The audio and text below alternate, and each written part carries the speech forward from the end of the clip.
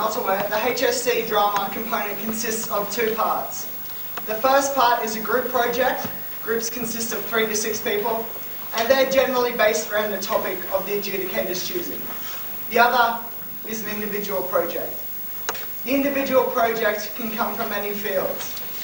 This project may encompass things such as video, script, the individual performance piece, of course, critical analysis, and then you've got your various design parts, such as your set, your lighting, your program, and predominantly for our school, it is costume is the other part. Basically tonight is a selection of the finest things that our school has to offer, and so we urge you, sit back, relax, and enjoy. The first act, if you'll all open your programs, is Laura McRae with Over the Moon. So enjoy.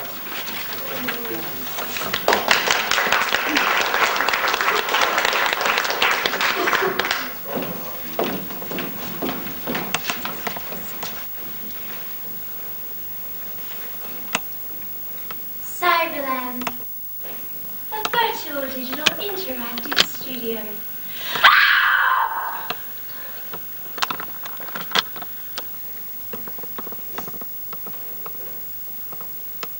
Benjamin Coffin III, ex-roommate of mine, who married Alison Gray of the Westport Greys.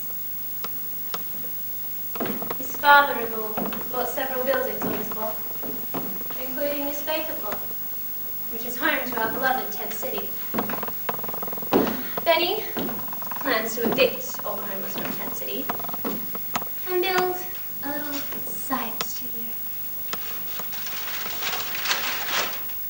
Benjamin Coffin III and investors have decided on a mid-January start for the development of the vacant lot. Cyberland will become a virtual digital interactive sound and film production studio, setting the way for the future.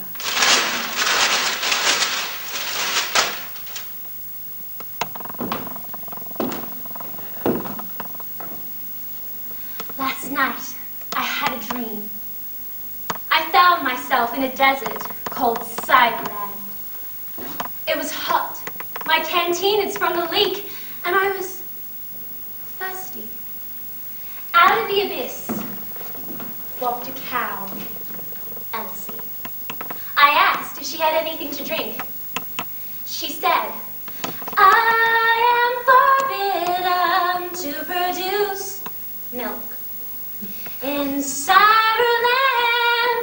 we only drink Diet Coke." She said, "Only thing to do is jump over the moon. The clothes they're in real down, like barns and troughs and performance spaces, and replaced it all with lies and rules and virtual life. But there is a way out. Ooh, only thing to do is jump over the moon. I've got to get out of here. It's like I'm being tied to the hood of a yellow rental truck, being packed in with fertilizer and fuel oil, pushed over cliff as suicidal Mickey Mouse. I've got to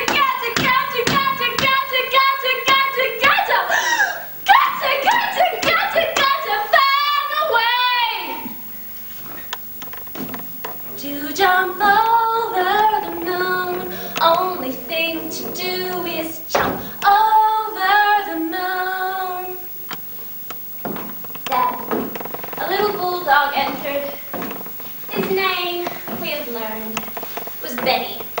And although we once had principles, he abandoned them to live as a lapdog to a wealthy daughter of the revolution. A 1, 2, 3, and that's bull. hopping, jumping. The dish and the spoon were evicted from the table and eloped. She's had trouble with her milk and that moon ever since. Maybe it's a female thing. 'Cause who wanna leave Cyberland anyway? Walls ain't so bad. The dish and the spoon, for instance, they're down a little. They come knocking on my doghouse door and I said, not in my backyard utensils. Go back to China. The only way out is up!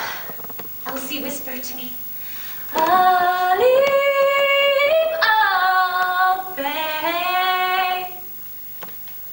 Still thirsty? Parched. Have some milk. And I lowered myself beneath her swollen udder, and I drank the sweetest milk I'd ever tasted.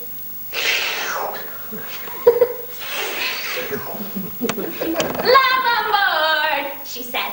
And as the harvest moon rose over Sideland, we reared back, we sprang into a gallop, leaping out of orbit.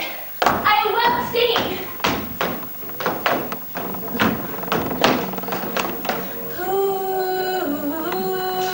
Only thing to do, only thing to do is jump, only thing to do is jump over the moon, only thing to do is jump over the moon, over the moon, over the moon, moo, moo, moo with me. Moo with me. Moo! Moo! Moo! Moo! Moo! Keep going! Moo! No day but today.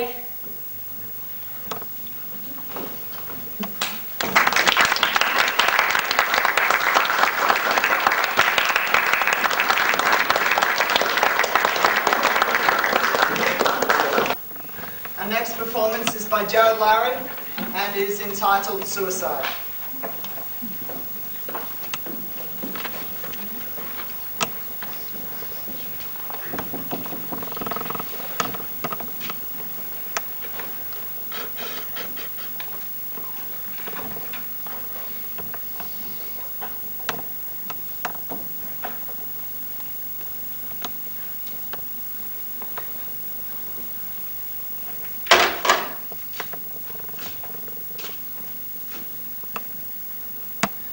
Animals don't have a choice.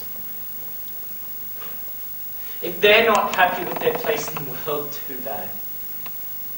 They have to live the life that they've been given. Humans, on the other hand, you have a choice. You don't like the way your life's going? We can get off any time you like.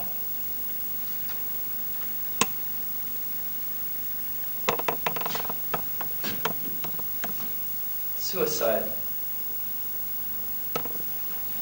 That's right. You don't like the way your life's going? You have a choice. Animals don't. Believe me, if they were, they would use it. There would be a lot of cats and dogs out there owned by arseholes that live in high-rises, diving out of windows as we speak. Zebras, if they even remotely had the thought, they would look at themselves and go, what the hell is this? Black and white in a green and brown world. This blows. I don't have a thumb to hold a gun, a knife, or even open up a jar of pills. Why should I even bother? Of course you get the people that say, oh, it's against the law. It's only against the law if you do a crappy job. What are they honestly going to do? What can they honestly do to you if you do it properly? And then you get the people that say, we should save them. Not everybody wants to be saved. Not everybody should be saved. And who are we to force our will upon them? I mean, isn't that one of the joys about being human, freedom of choice? Now, I'm not saying kill yourself, but if you're going to be an idiot, then do it anyway. Good can come from a little bit of bad thrown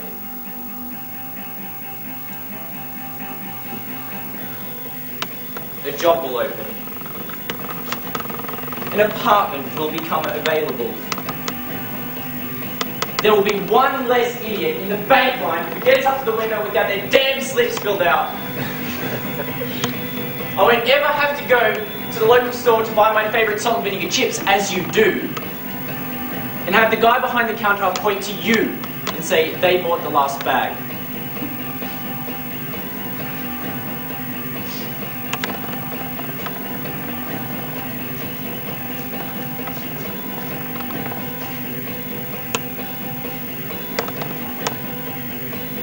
You won't ever have to worry about calories again. No more, does this make me look fat? There will be one less polluting human, and you will never have to recycle again.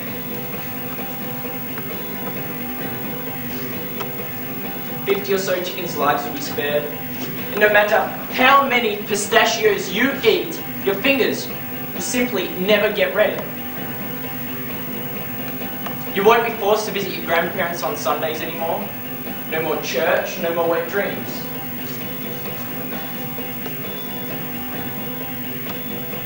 Say goodbye to crappy Christmas presents from aunts and uncles. To hell with flossing and brushing. Adios, acne. See you later, homework. School's out forever. You'll never have to pay another bill, and you won't have to do chores.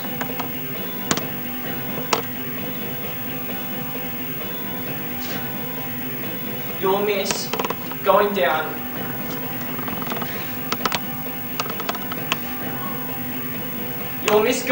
to the general store, handing over a few dollars and just getting a couple of hot chips.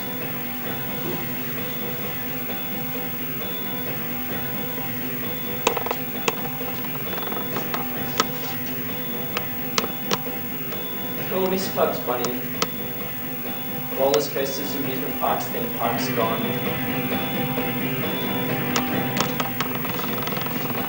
Walking down the beach with your friends. Waking up in the morning. Waking up in the morning and having a hot 420 pie to eat.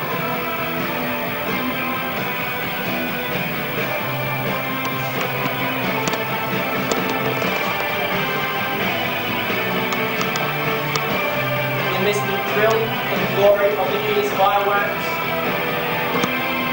The rush of getting your first place, owning your first car, seeing your child smile for the first time. Making a difference in this tormented world of ours.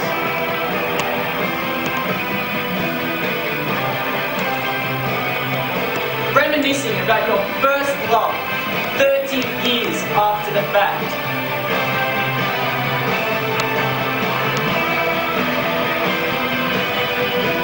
Skinny dipping, getting stoned, reading green eggs and ham, and eating like a horse smoking some grain. For Christ's sake, flying cars!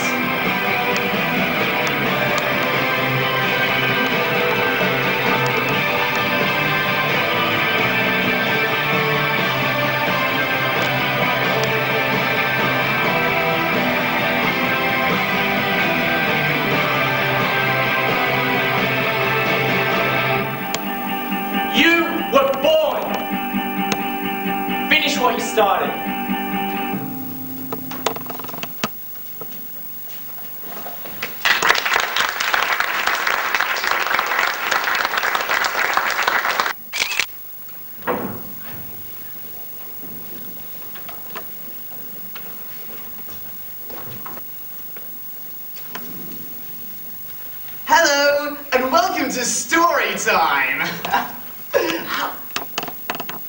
Because of budget cuts and the ABC's ban on bias in programming, we've decided to take story time in a new direction and tell you guys some stories that are what we call politically correct. Now, last week we heard the story about Goldilocks and the 3 bears who sued her for everything she had when they found her trespassing, breaking and entering, and committing multiple counts of larceny. Tonight, we're going to hear about the 3 little pigs. Once, there were 3 little pigs, and each one of them built a house using materials that were native to the area in which they lived. One built a house out of straw, one built a house out of sticks, and the other one built a house out of well, not really bricks, it was more a mixture of dried dung and creeper vines made to look like bricks. One day, along came a big, bad wolf with expansionist ideas. When he saw the pigs, he grew very hungry in both a physical and an ideological sense.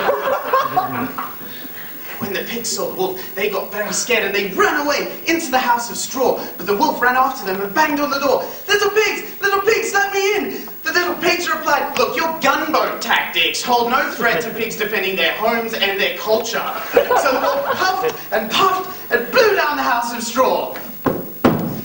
The little pigs ran to the house of sticks with the wolf hot on their heels. On the upside, where their house of straw had stood, other wolves came in and nurtured the land, making a successful and thriving banana plantation.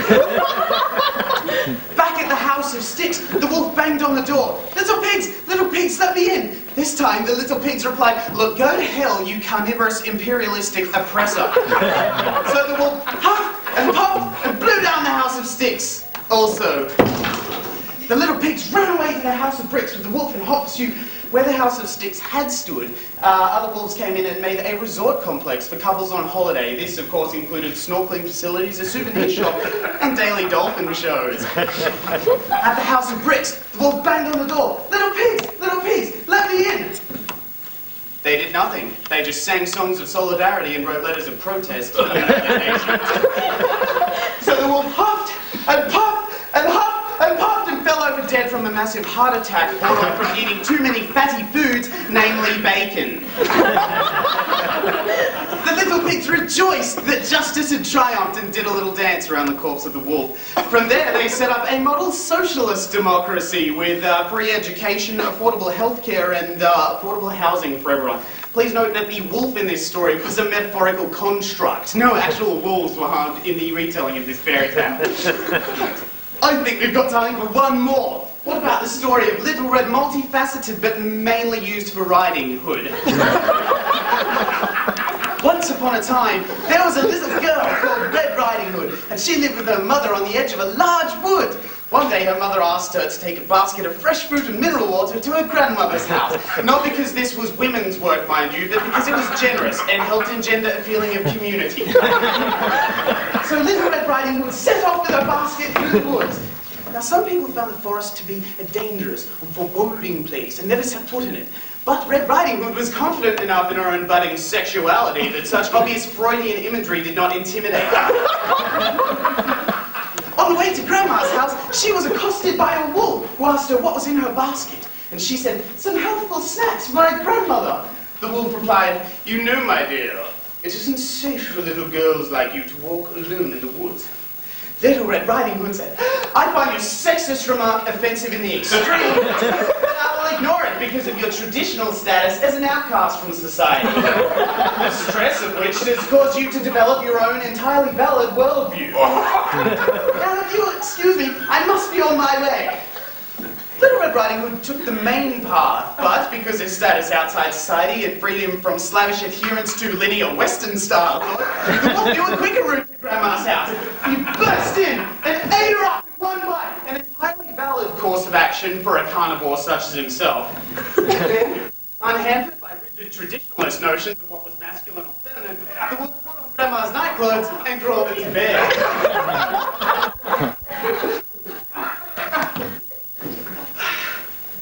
When Red Riding Hood got there, she said, Grandma, I bought you some fat-free sodium-free snacks to salute you in your role of wise and nurturing matriarch. Red Riding Hood came closer.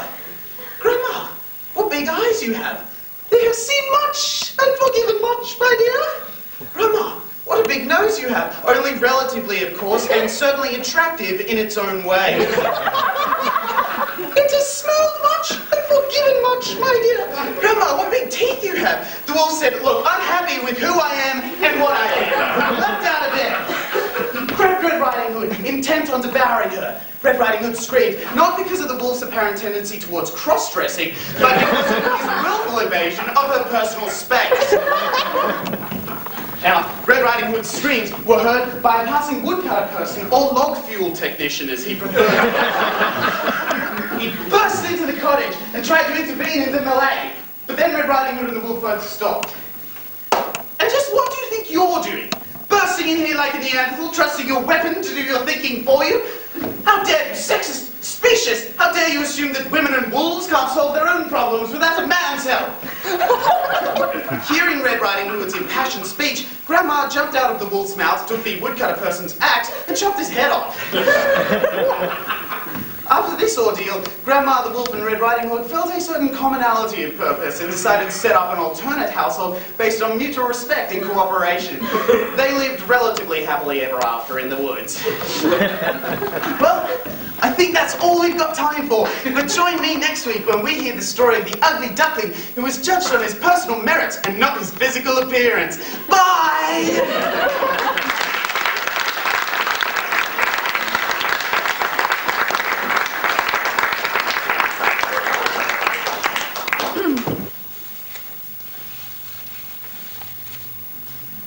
Well, considering we're not being announced right now, I'll announce us because I'm here. Yeah. We're going to perform our thing. Yeah, it's going to be interesting. Okay, lights down.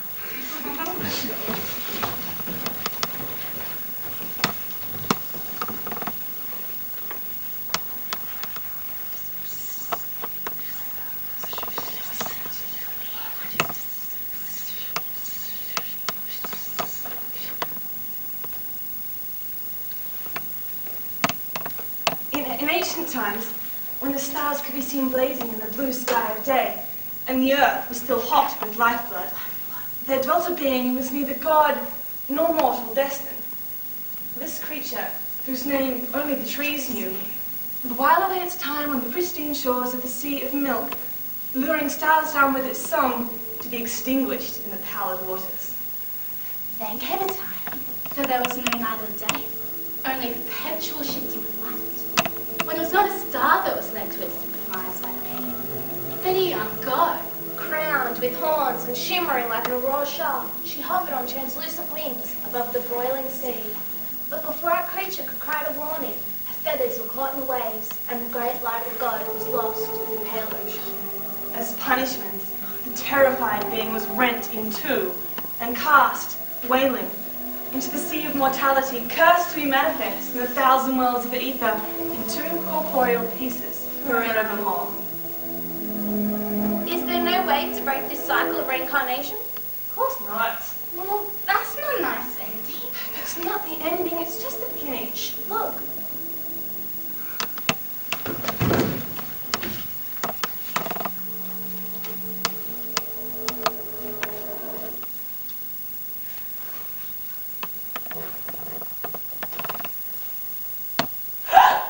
God, you gave me a fright. What are you doing out here? It's completely dark. I fell. You fell? Are you alright? No, I don't. Don't you know about this world? When someone asks you how you are, you say, fine, good, well, thank you, not, no, actually, I'm awful today. I'm going to crawl into a hole and die, or my home was taken by bombs and my family is dead. Two aspects of the being sought each other through life after life. For unless they were reunited, the being could never be whole.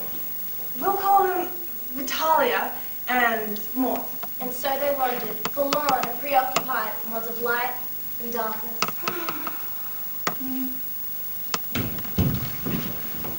Do you struggle to find meaning in life? Are you happy? Of course not. And we have several solutions for you. Christianity, available in a myriad of packages. packaging solutions to suit your needs. Samaritanism. Judaism. Islam. Hinduism. Paganism. Jainism.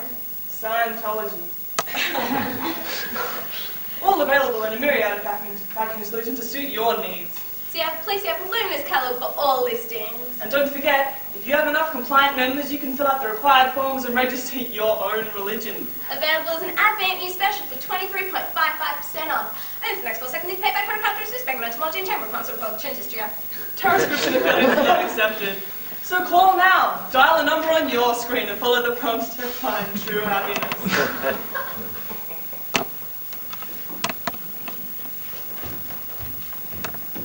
Excuse me. I'm looking for someone. We're all looking for someone, love. My brother, Your brother, huh? his name is Mort. Oh, everyone knows him, love. Well, where can I find him? You'll never find him. It's just how it's got to be. What do you mean? I mean, you'll never find him. You did something bad. It was an accident. It's called the twin flame phenomenon. One soul in 2 bodies. Cursed, really. The Oracle might be able to help you. Damn. Wait, who is the Oracle? Where can I find them? Wait. Hello and welcome to the show. We have a very special treat for you today. An ancient technique from the jungles of South America. Resurrected from the tombs and inscriptions of the man. We bring you, Trepanation. we all seek advice sometimes. We all pray for help and forgiveness. I know I do. It's time your prayer was answered. With this amazing, newly rediscovered technique, Affordable and convenient. you can enjoy direct communion with God from the comfort of your own home. Now how's that for the leading edge? With this simple trepanation starter kit, you can save your soul and your pocket. Tried and tested for centuries. Guaranteed. Now, do we have a volunteer from the audience? You, sir, in the front. Yes, No? you ma'am, off the back? Yes? Come on down. Take a seat, ma'am. Now, what's your name? What a nice name, and where do you live? Lovely. Now I'll just fit you with this non-stainable plastic bib. And shave your hair And off. fasten your arms comfortably here and here. Aren't you just so excited? Well, I've had a second Wonderful. She can't wait, folks. And now, with this amazing, technologically advanced device, I will perform an easy operation, removing the obstructing region of skull. And you will hear the voice of God directly. Sounds great, folks. Let's hear some applause.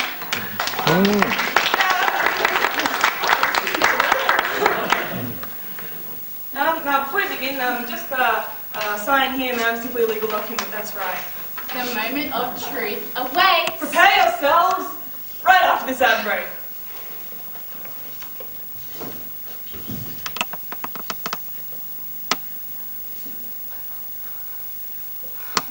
The powers that be had somewhat forgiven our creature for its crime.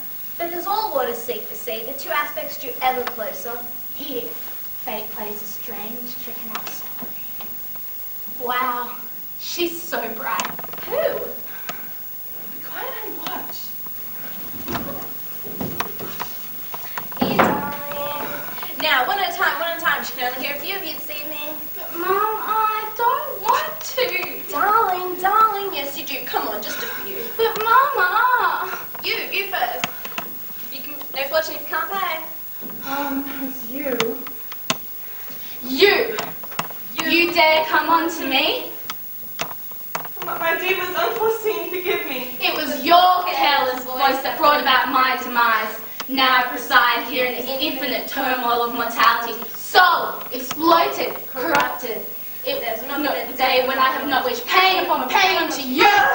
No, please. I need your help. I've been born and born again into world after world of pain and ignorance. And you'll rot here. As long as I preside here, your turmoil will be immortal. And now I know what you will ask me. Go ahead, ask me. Where's Maud?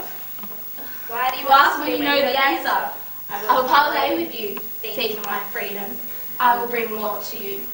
You would bring here. If Anything.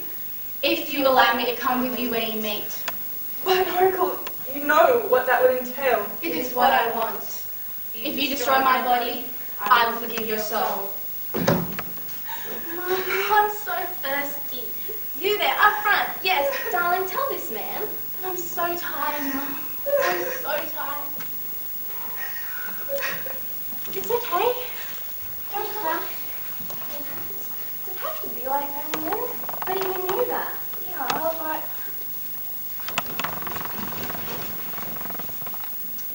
So, Vitaly has found a way to be reunited with Mort. And gain forgiveness at the same time. But an event can only happen like this when the song of the stars and the earth are calling as one. And that only happens once in a blue moon. Come on, it's time to go. Come on. Come on. Come on.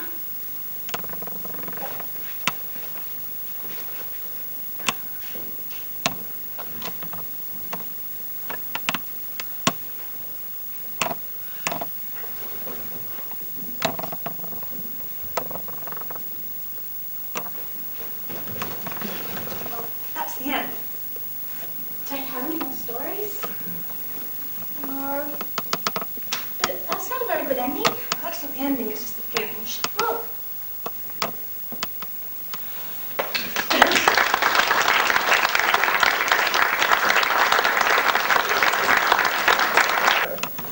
Refreshments are available over this side of the room.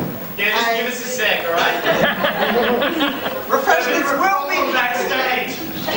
refreshments will be available over this side of the room. What have we done? What have we done? Where you can view the individual projects as well. And also the hall will be open for any of you who need to have those sudden bathroom urges. Thank you. So you know, this is an Edgar Allan Poe performance, and there's a little bit of gory parts in it. So if anyone has small children or something, yeah, I know many of you do. Anyways, right, let's start with like our show. Should we start? Alright, they're taking out the curtain.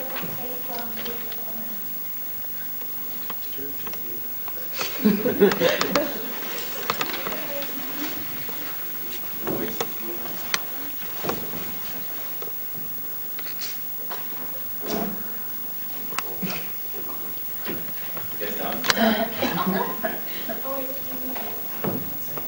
Look, just stop. Tomorrow, I die. And today, I would unburden my soul.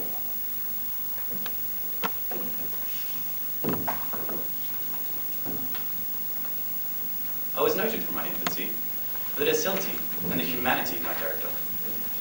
I was very fond of animals and was indulged by my parents with a great variety of pets.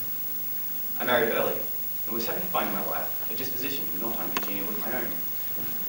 Observing my partiality for domestic pets, she wasted no time in procuring a cat. This cat was remarkably large and beautiful animal, entirely black and sagacious to an astonishing degree. Pluto, this was the cat's name, was my favourite pet and playmate. I alone fed him, and he attended me about the house wherever I went. Our relationship lasted in this manner for several years, during which time my general temperament and character took a radical alteration for the worse.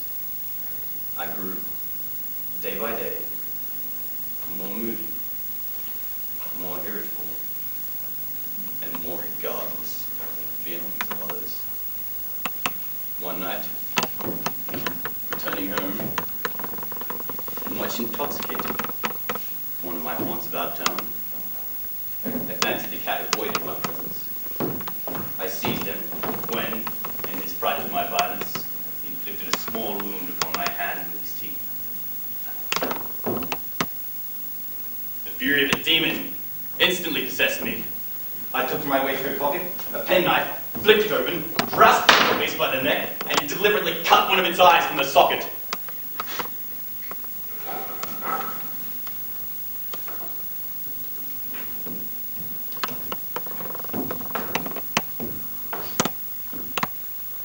When reason returned in the morning, I experienced a sentiment, half remorse, half horror, for the crime which I had committed.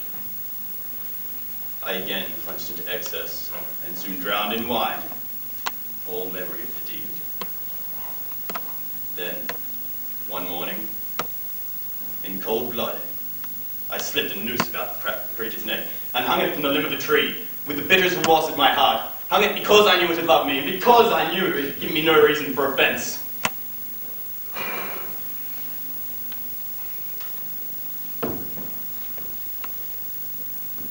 went so far as to regret the loss of the animal, even looking about me for another pet of the same species and somewhat similar appearance with which to supply its place. One night, as I sat in a darkened alley, not far from my house, my attention was suddenly drawn to some black object. I approached it, touched it with my hand. It was a cat, a very large one, fully as large as Pluto, and closely resembling him in every aspect. When it reached the house, it domesticated itself at once, and immediately became a great favorite with my wife. For my own part, I soon found a dislike arising within me, though I know not how or why it was.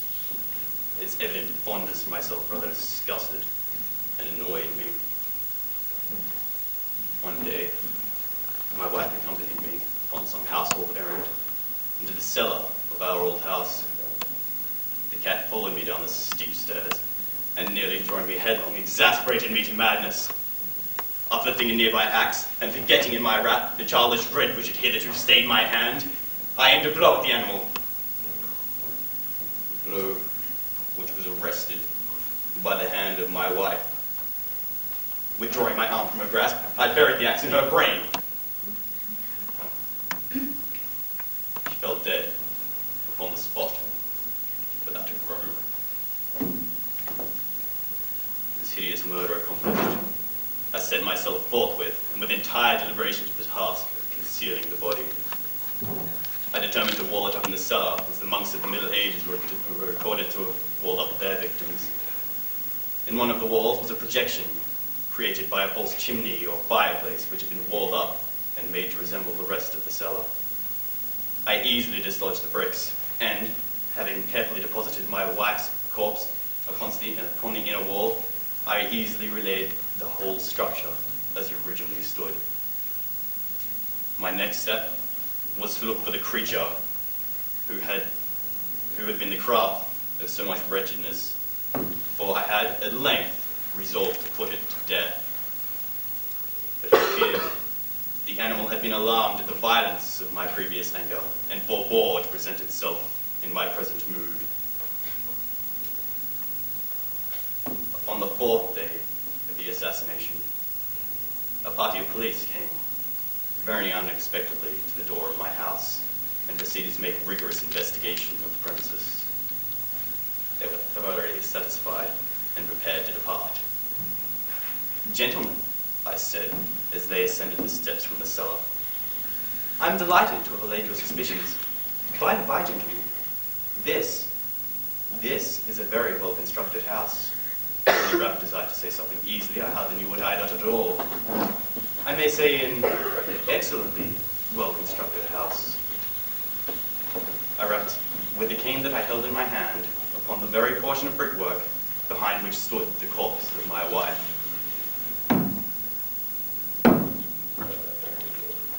No sooner had the reverberations of my blows sunk into silence than I was answered from a voice within the tomb.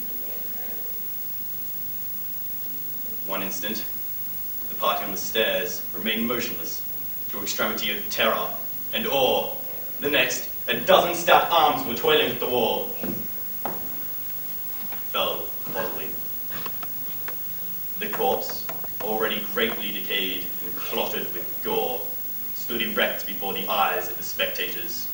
Upon its head, with red, extended mouth and solitary eye of fire, sat the beast whose hideous craft had seduced me to murder, and whose informing voice had consigned me to the hangman. I had walled up the monster within the tomb.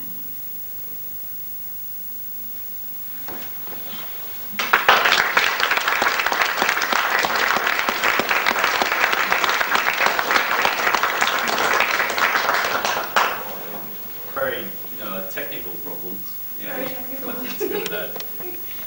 They should be back in a minute. Let's hope they come back. Because if not, we'll have to skip them. They've probably just gone outside. No, just still don't cover it. No, no.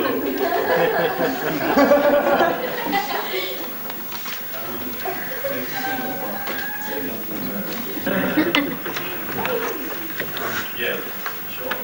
Do you guys keep organization skills? You're not supposed to point out our flaws. Look, we're not pointing out flaws, but when you're gone for like 5 minutes,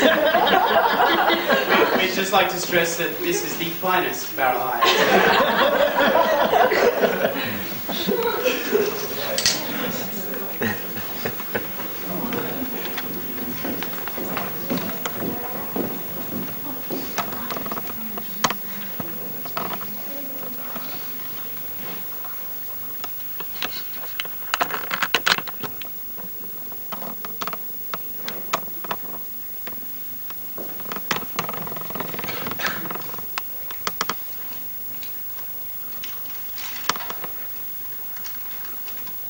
Unit 1815, ready for deployment. Unit 1815, ready for deployment. Come on, mate. Let's go. Yeah.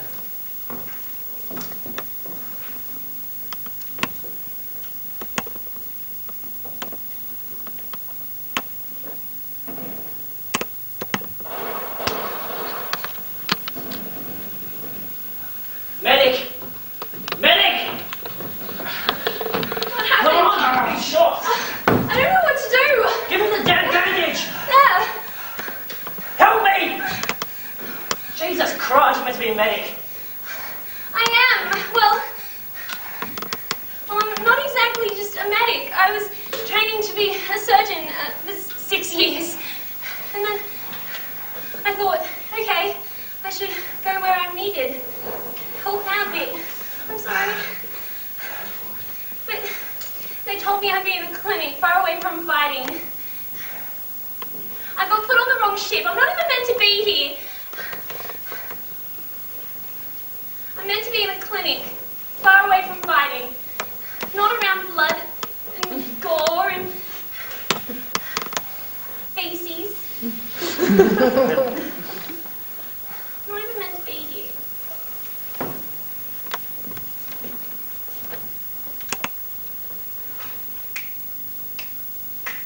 You smug-faced crowds with kindling eye, who cheer when soldier lads march by, sneak home and pray you'll never know the hell where youth and laughter go.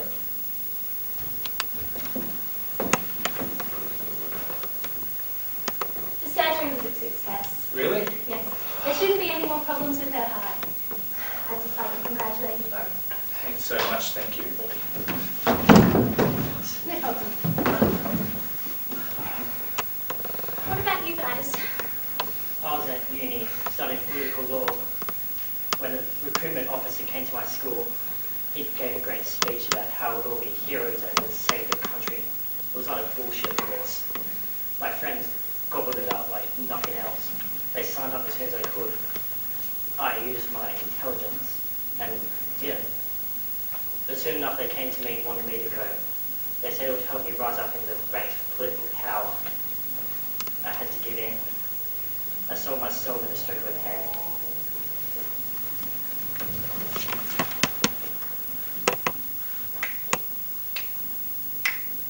You smug-faced crowds with kindling eye, who cheer when soldier lads march by, sneak home and pray you'll never know the hell where youth and laughter go.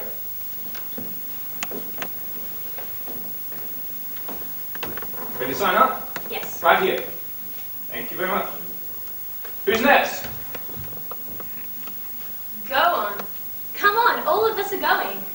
It's against everything I believe in. Oh, come on. It's only a little walk. A little war, a lot of people die during the war, you know. Yeah, weak ones. You're not weak. I signed up for my studies to stop shit like this from happening.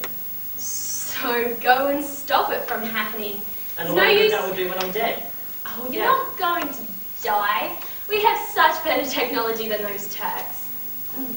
Go on. It'll be a great adventure. Whatever. You ready again? Why not? Right here, man. Thank you. happy now.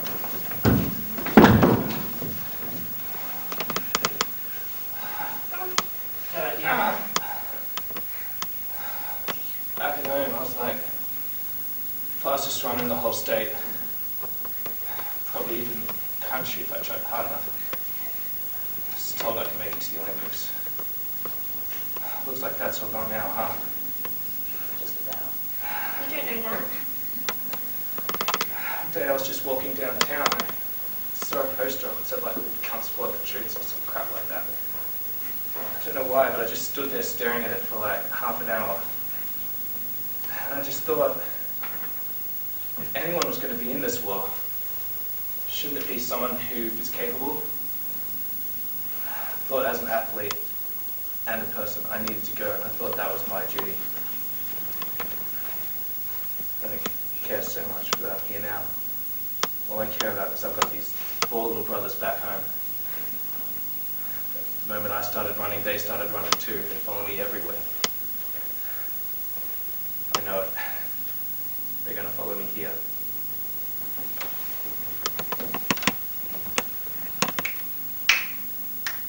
You smug-faced crowds with kindling eye, who cheer when soldier lads march by. Sneak home and pray you'll never know the hell where youth and laughter go.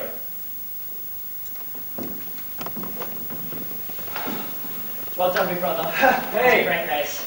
You'll be there soon, man. Don't worry. Oh, I could never be as good as you.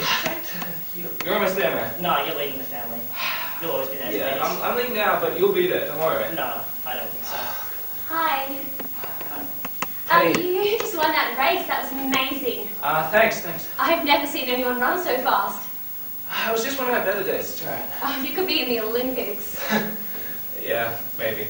So you're going to be in the finals next week? No, I'm not actually. Well, why not? You just won the race. Nah, next week I'm signing up. For what? Yeah. Oh, okay. Well, that's really heroic. Yeah, I guess so, eh? I bet you could outrun those bullets anyway. Well, let's hope so. Yeah. So who's this? This is my little brother. Hi.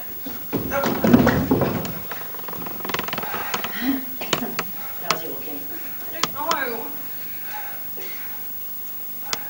All I need to do right now is post this letter. But the only way my brothers aren't going to come is if I tell them not to. I need to get this to them. That's all I can do now. Well, let's try and save you first. Come on. We have to get into a clinic. I think we can make it that far.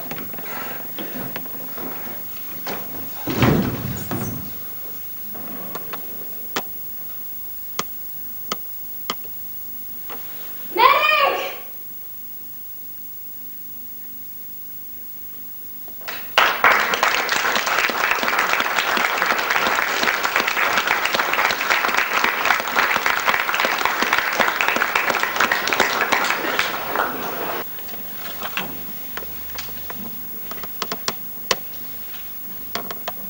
I love my wife and I love my kids. And they ain't done nothing wrong. Daddy's got to go, I said. Mummy, where's Daddy going? I've just got to go away for a little bit. Don't worry, kids. It won't be for long. That was a lie. I didn't know how long I was going to be gone for. But I certainly didn't think that I'd be gone for 9 years. My daughter Maggie was 4. My son Jack was only 2. They were too young to understand. But how old do you have to be to understand war?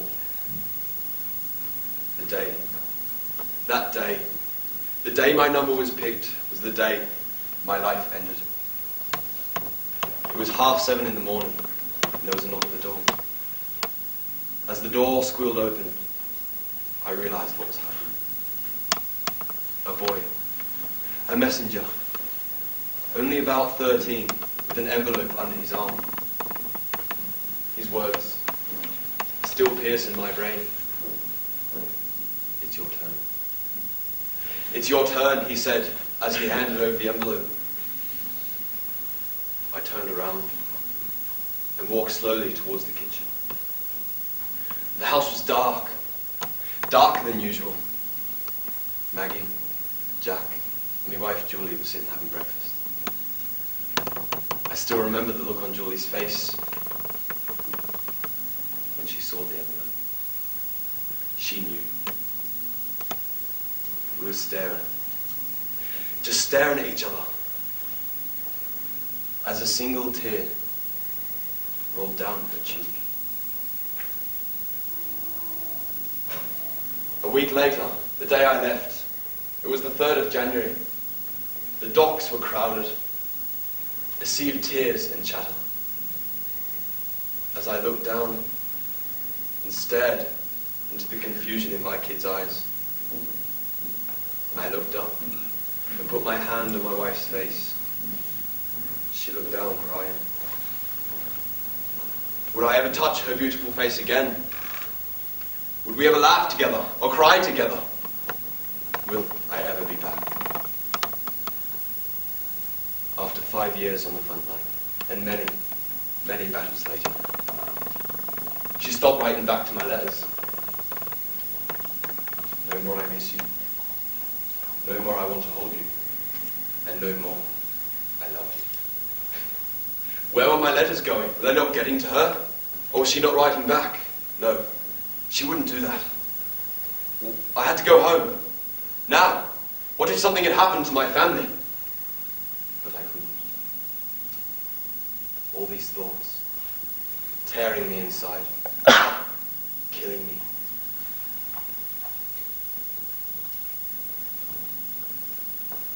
Another 4 years passed, and I was a zombie. Lifeless.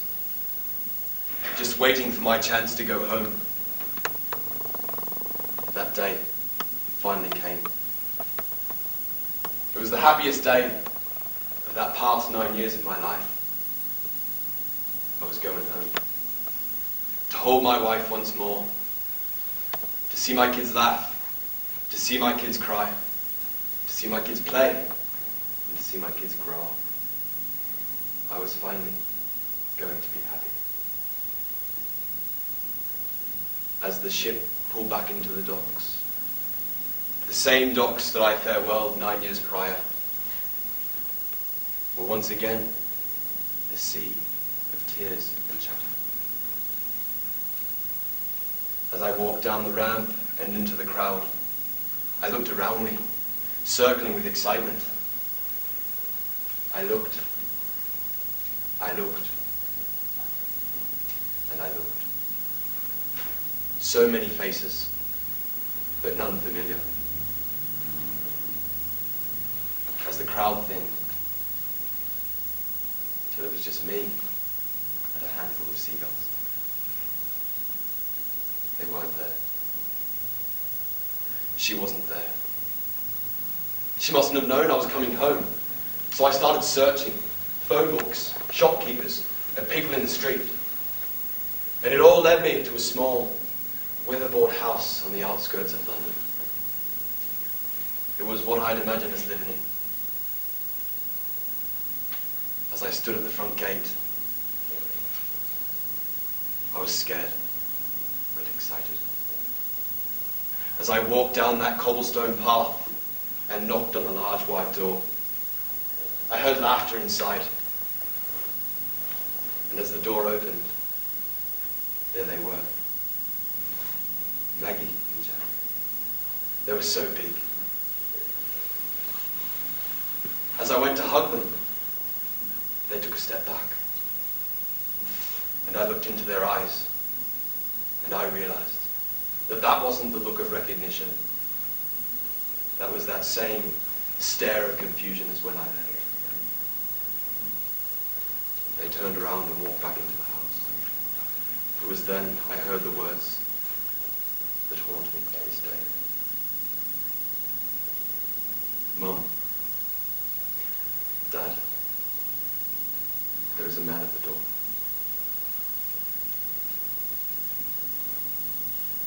Everything fell silent around me as my wife appeared at the door with her new husband. She looked down, crying,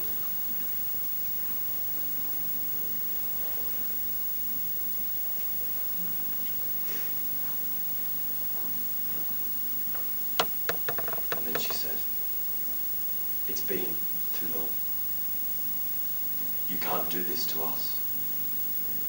You're not their daddy anymore. As she closed the door in my face, I turned around and looked at the sunset. It was then I realized that my family had just become another casualty of war that will never be recorded in any history book. But I love my wife, and I love my kids, and they ain't done nothing wrong.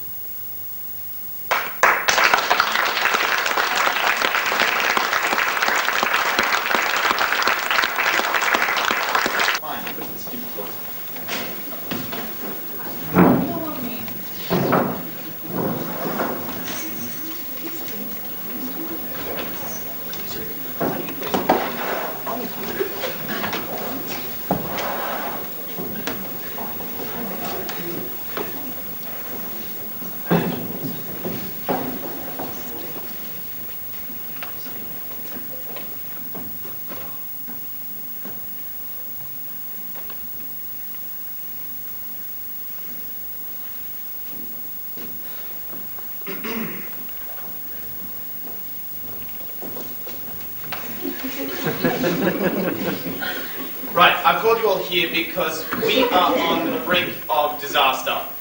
Now that CSI has a television series for every state and major landmark in the world, we're running out of ideas, and fast. SBS, how about you? Our ratings have dropped from 86 people to 76 people.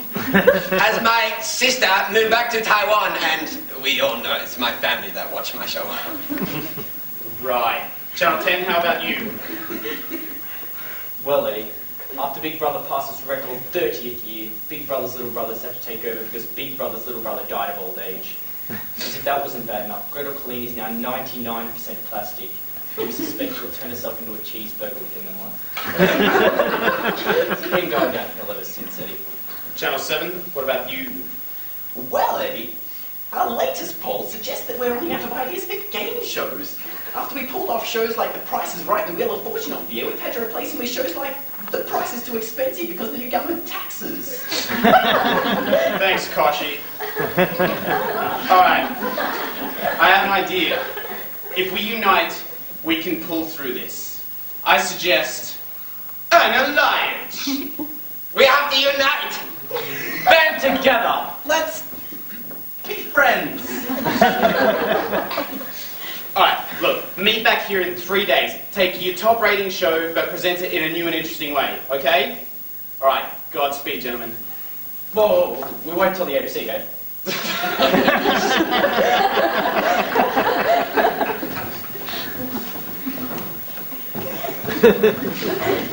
Good evening and welcome back to the Yesterday's News Network, where no news is new news, playing it over and over again just in case you missed it the first time. And in breaking yesterday's news, celebrations have broken out worldwide at the announcement that World War II is now officially over.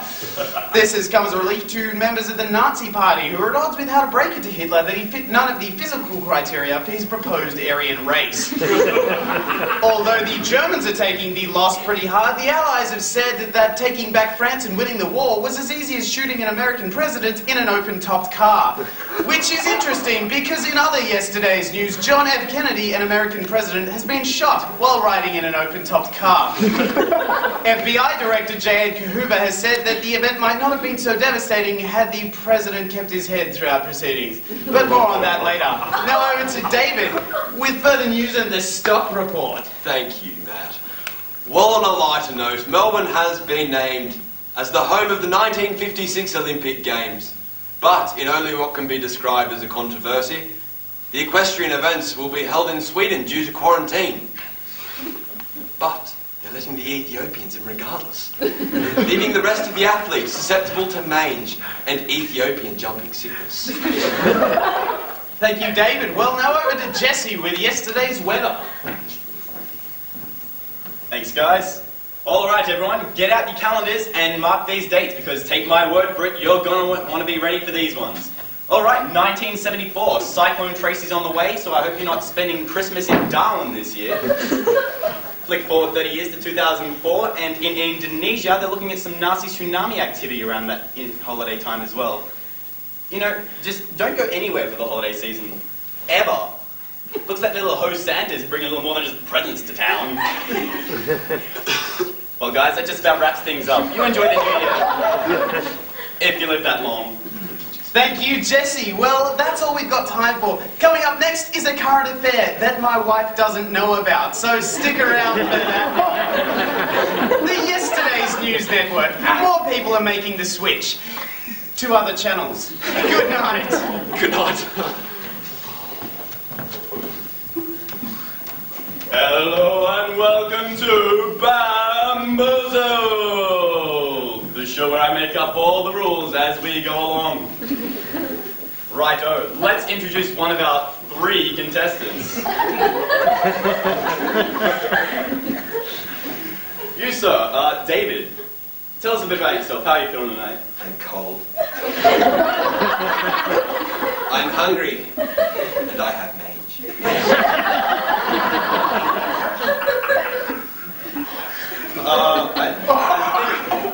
I think that's enough contestants for now. Let's just go to some questions, shall we? Right, Mr. A is travelling on train B, which is going at the speed of light. He stands up and walks forward.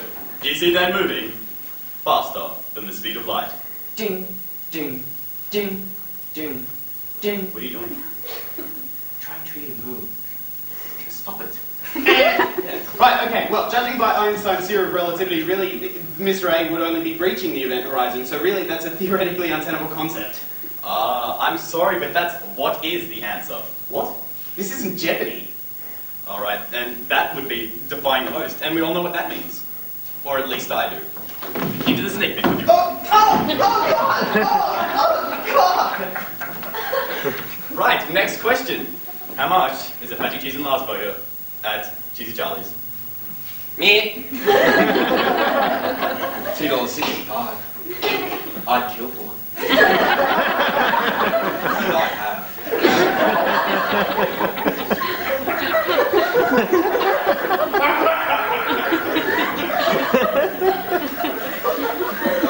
Alright, that was the right answer, but it was really creepy. We're going to get you some counselling on the house and off our stage. Free of charge in the snake pit. Counselling! Best money you can buy. Question number 3. Forget about that. Question number 3. What colour is red? B. Yeah. Red is the color of blood seeping from my soul as it escapes from my physical body. I'm afraid that's not correct. The correct answer being, I hate emos.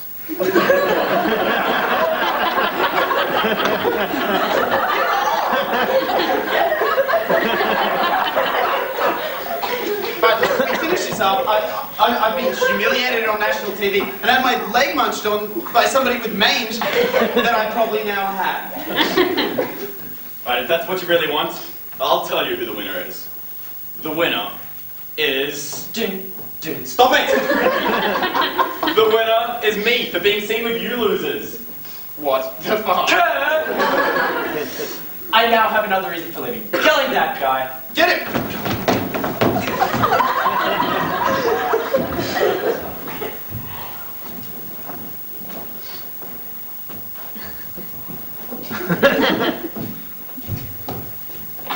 Today I am venturing into what I would call the most dangerous of environments. Man likes to call it the schoolyard. For my sake, the school uniform. Yes, the material is thin and see-through when wet, but the colors have a strong meaning to the locals. Nerds, bullies, cool kids, incestuous pigeons, the ones you would think are doves, all have a place within this circle of life.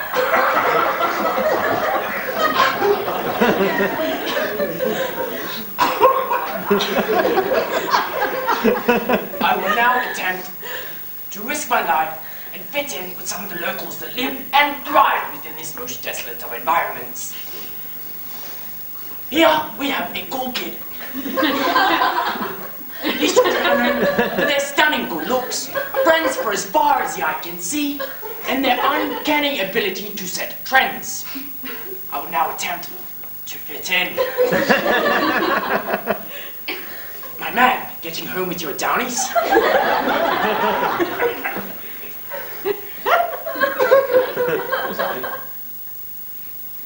Look, I busted a cap. In my hands.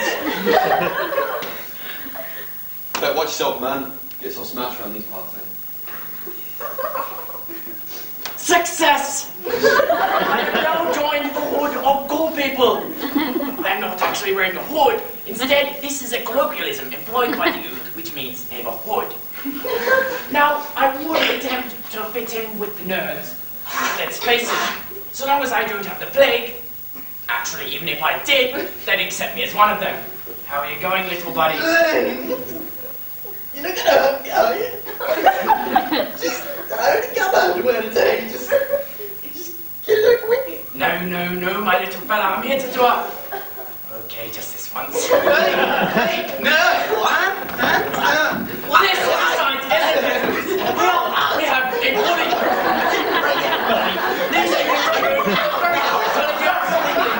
You're all watching this, someone help! And look, like they've been hit in the head with a 4x2 a couple too many times. But they more than make up for this in strength. Hey, I'm not sure you paid your geek tax. My mother forgot to pack my lunch. This is the red box onion for last time. Oh.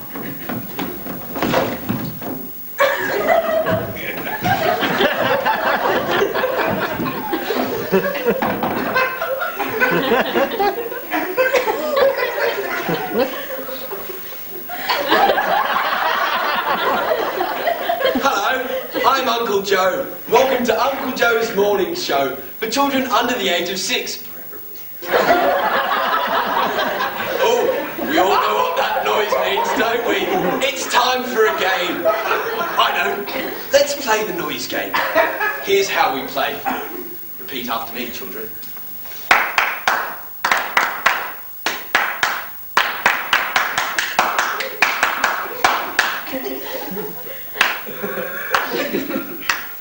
See? You're not better than me. Just because you're younger doesn't make you smarter, fitter, or any more attractive than me. She didn't leave me for my best friend. It was a mutual split. Now for a song. Do your ears hang low? Do they wobble to and fro? If they do, don't stress about it, cause we won't alienate you for it. In fact, the increased size of your ears means your hearing's probably superior. Do your ears hang low? I've got a question. Were you tormented as a child? Did you have to spend the whole 13 years of your life with your hands over your ears? No, didn't think so. Story time.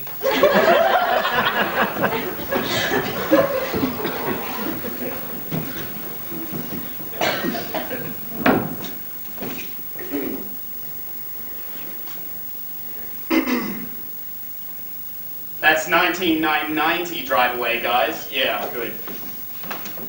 All right. Gentlemen, you've saved television.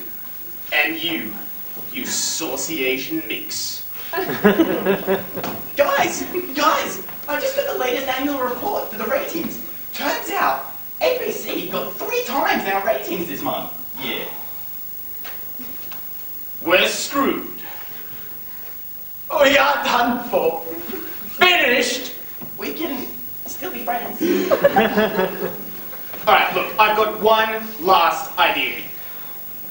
Oh, shit. Oh, they cut up funding.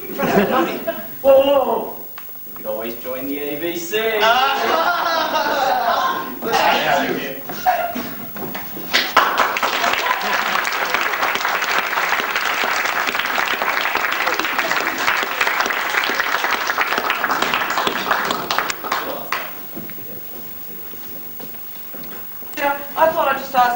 performers to come out on stage and take them out. Come on, guys. Well, they're missing half the scene.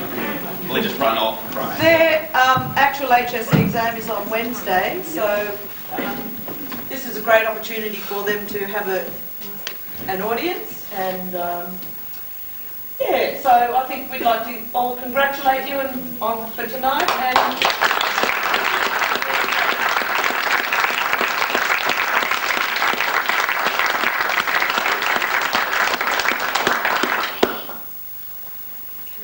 We'll just start. And thank you all for coming, and thank you all for being so supportive. It's not always easy at this time, because some of the students have not just one practical subject, but often 2 and 3, all requiring them to finish work at the same time. So it's been quite a couple of weeks, so I think we've done well. So thank you. Thank you.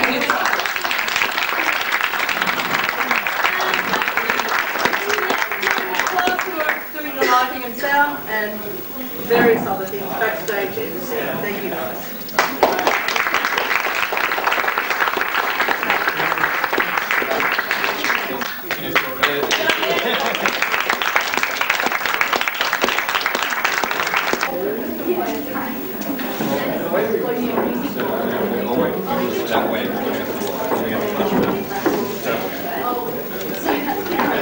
Want to give us a rundown on these works at all? Yeah. Just costume design. Yeah, whose works are they? Ramiana and Marley doing costume design. Okay. And in particular, are they following any period or? No, it's a play, so as you like it. And okay. Marley's was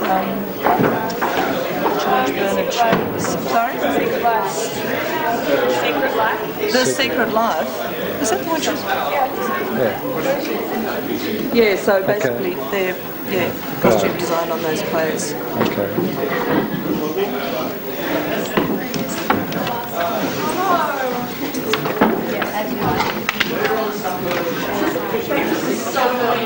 How you going, Remy? Can't believe you filmed that. I filmed it. It's all on film, so are you embarrassed? Yes. Severely? Yes. It's only sort of time immemorial, you know, that's all. Till you get the film. And do you want it? I'd like a copy. Sponge it? Perhaps the only copy. Yeah. That'd be good.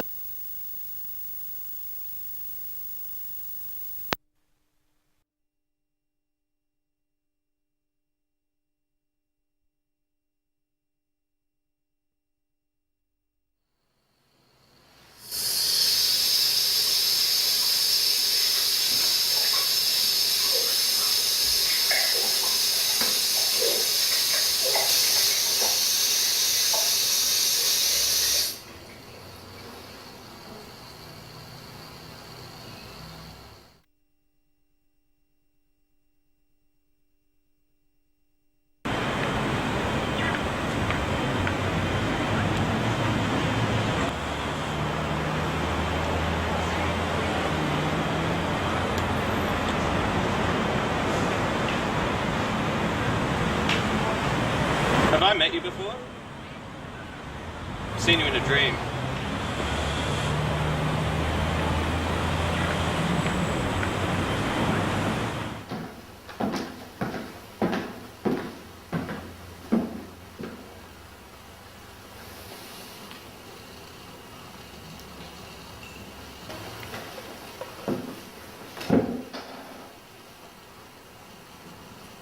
I had a dream about you.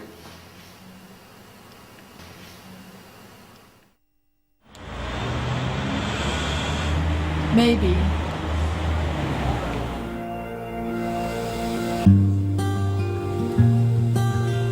I'm not sure. I am.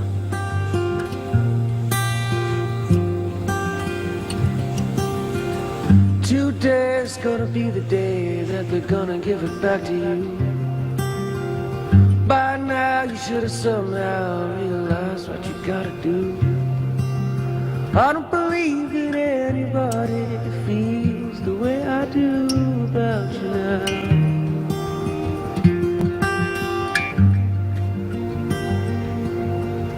Backbeat to what is on the street, that the fire in your heart is out.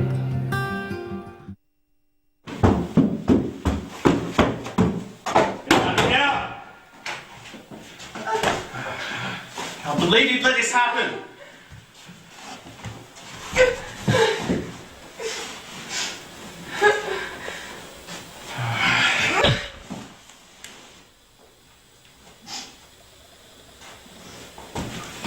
Way of life. There are many things that I'd like to say to you, but I don't know how.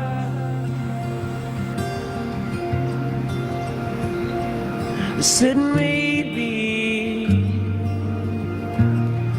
you're gonna be the one that saves me. And after you're my wandering wall.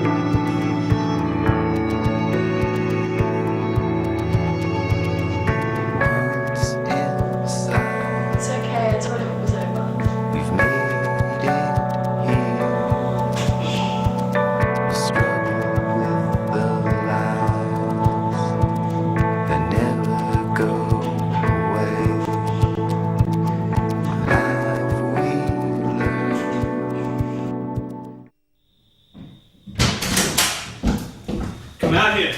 Out here now. Bitch, get out here. What are we talking about? You're in there.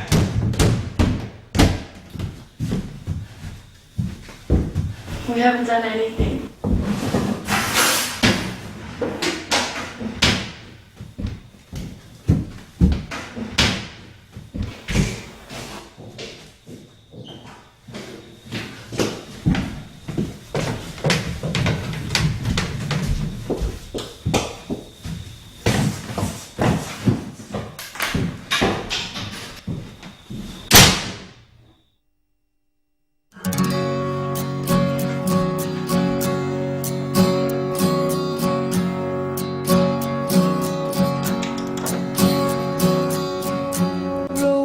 and flows of angel hair and ice cream castles in the air and feather canyons everywhere.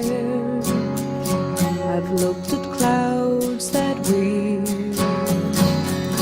but now they only block the sun. They rain and snow on everyone. So many things I would have done, but clouds got in my way. I've looked at clouds from both sides now, from up and down, and still. It's beautiful. It's beautiful. I stabble that off some intellect. Some intellect. Yeah, Would- massive intellect, Would should you I say. care to Elaborate? give a name to that intellectual Yeah, who yeah. you want to snag that up? Yeah, Dennis Arkives. Oh, really? Right. How's that for plagiarism? That is not bad at all. It's a good example. That's quite decent. Well, I heard rumour that the original intellectual who you plagiarised it off actually got it from the title of a T.H. White book. But Oh, really? Yeah. No chance. No chance at all. This guy's so original, he wouldn't go to anybody else. Really? Yeah, yeah. Well, that was the other thing I'd heard, and now that I'm hearing it off you, then Yeah. is this the order? That's the order. Oh, that's all right. What's the order, Matt? James is first, Rachel second, Zane's third. Although you've written it like an R, it says like rain calling. I'm number 4. Yeah. You're 5, and Kathy's 6. And then the viewing. Then Rosie. Yeah. All right. Alrighty. Okay, so The congenial conviviality. could you just get a hold of the Seamus Heaney Perpetual Trophy for us? Can you see behind you? Yeah, the shovel. It's not just a shovel. There it is. No, I'm sorry. It's I'm sorry. It's actually it's the more than a ultimate. shovel. Yeah. See, I was thinking, somewhere, maybe along there, you Yeah. just need to have the "I dug a hole" quote, white out as well. I'll put that to the board. See if they come good. There Okay. it is. So And, just quote the line out of Seamus Heaney that is actually coming Between from. my finger and my thumb, the squat pen sits. I'll dig with it. Yeah. All right. It's personal meanings, isn't it? Amen to that. Mm. And here we've got one of Rachel's crazy spiders. Yeah. We don't know if they're real or what, but it's a crazy spider. Yep. So, It's just protecting all the trophies. yep. They stay off. Yeah. Specifically the vanilla flavoured ice cream reduced fat. There. Oh, that's the big winner. I On the thought night. And so what's going on down the side of the board there in blue? Oh, Matt, well, we're going to have the celebration first, Yeah. then the graduation, Yeah. then the culmination, Yeah. then everybody else in the crowd is going to think of all the words ending with Asian that they can. Okay, yeah. Then we're going to have the joyous endings. Yeah. Some. Mainly, I figured that would mainly be you. We'll all cry and you'll just Yeah. run around screaming, "I'm free." No. It's at a stage I'm expecting a briefcase or a laptop. I don't know what you'd be thinking of. You know, just something slight. Well, Yeah. we got you a Kalashnikov, just like Hot Fuzz. Actually, we thought we'd go with one of the sauces. Yeah. And that is a practical. Yeah. Then what do we got? We've got the awards and prizes. Yeah. Yeah. Well, actually, that's going to go up. That'll be in graduation. Yeah, so. well, thankfully, Yeah. we got the Emmys out of the road last night, Yeah. which was quite economic. So Do you realise you've been going on for 3 minutes now? Have I been going for 3 Yeah. minutes? Well, next we've got the Ultimate Award. Yeah. The Extension 2 Digger of 2007. The Okay. Seamus Heaney Trophy. Right. Rusty trophy. But trophy nonetheless. Trophy nonetheless. That's better. I would hang that on my wall. That is a solid effort. In the pool room, Matt? In the pool, Straight to the that pool would go room. straight to the pool room. All right. It looks like it's been in a pool of salt water. That's why it's rusted so heavily. But Zane, I need to ask you, what was your worry about watching the telly earlier? Oh, there's nothing. I just don't like seeing me on TV. Yeah, it happens. But you don't mind me filming tonight? Yes, I do mind, But it's not going to change anything. You Probably live won't. through the Probably won't. viewfinder of a camera. That's it. why? Why do you hate watching yourself? I just, whenever I watch myself, I always laugh really hard at my own jokes, and my whole family is just like, "You're not funny." Yeah, I don't really make any. You offended like half the country, and it wasn't funny, and I'll just sit there laughing. All right, how are you feeling about tonight, Zane? You a bit wound up? No. No? Comfortable? Wing it? Wing it? Okay. Maddie, you seemed a little bit overwrought, overdone. No, you reckon? No, I'm fine. Not a but there was a cactus in here before. I'm fine. Can you finish one sentence?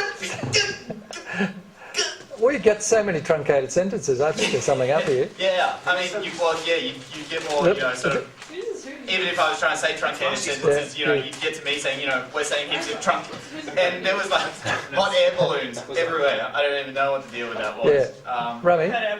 You're a hot air balloon. Oh, hot air balloon, you in it. I'll put some hot air in your balloons. Okay. Sorry. Well, this will be good for the panel later. I love there's a certain chemistry, fireworks going on there. Good, good.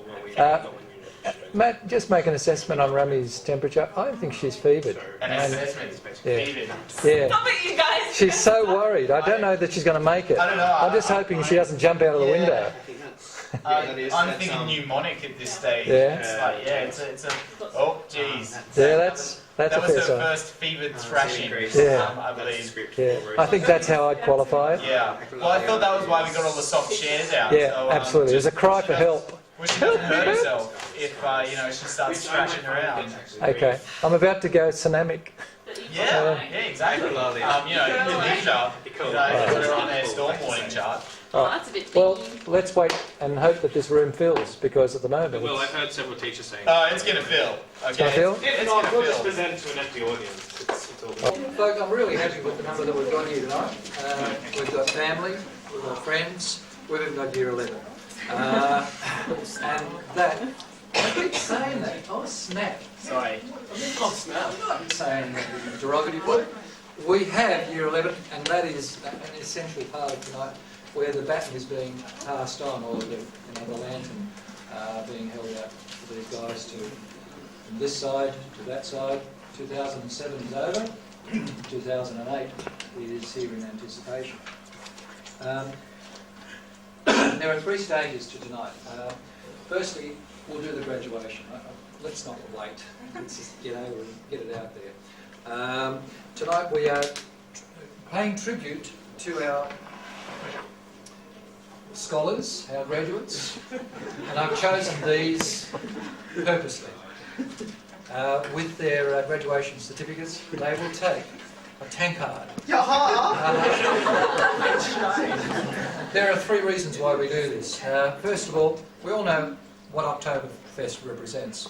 It's the joy of living, good times, and when you have finished an Extension 2 course that's been running a year, good times are on. So that's the first thing, the enjoyment of finishing and celebrating that.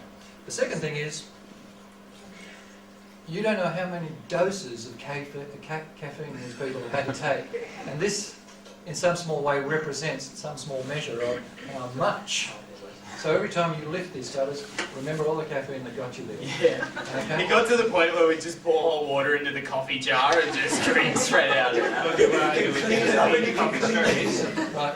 There is a third reason. If you'll notice, this is from the DY RSL, and it's Oktoberfest 1980.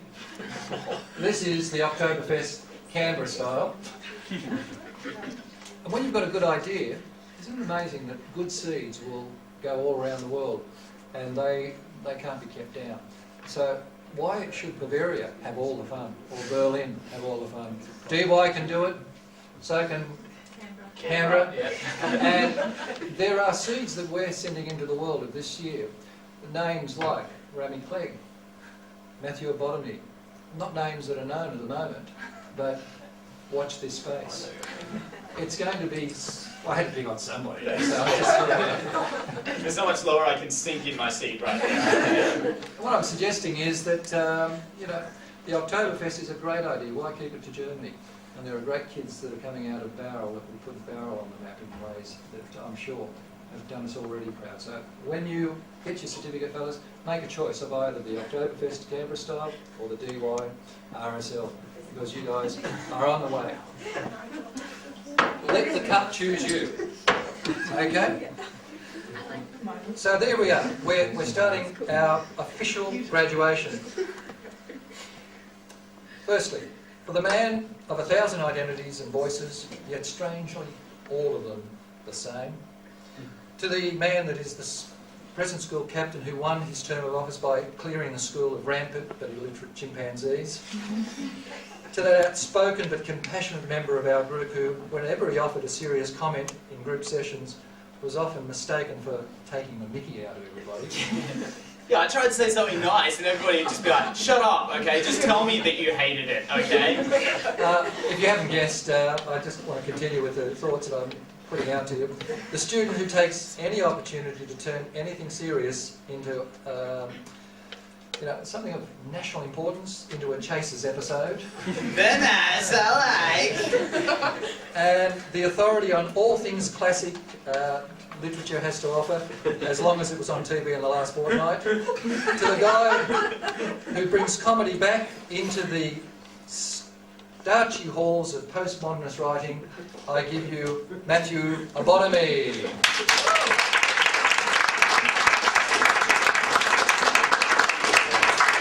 Solid effort. I can feel my liver hurting already! That was Oktoberfest Scotland. See what I mean? Different voices, the To a person who everyone looks up to in our extension class, both physically and metaphorically. To a person who is redefining the concept of lateness to the millisecond. To a person who always brings creativity and a noble sense of individuality to every assignment.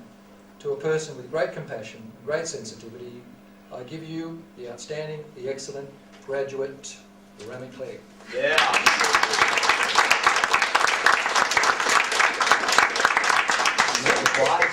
She made it on time?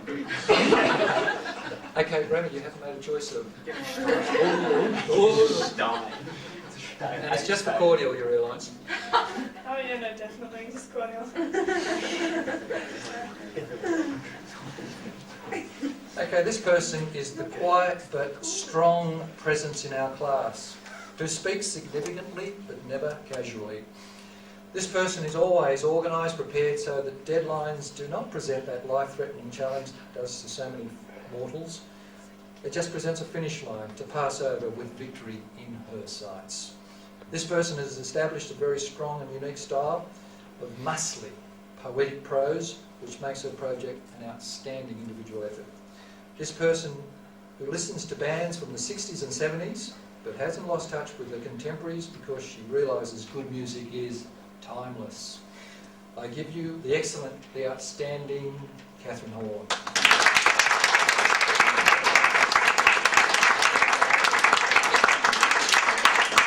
She actually likes the Beatles.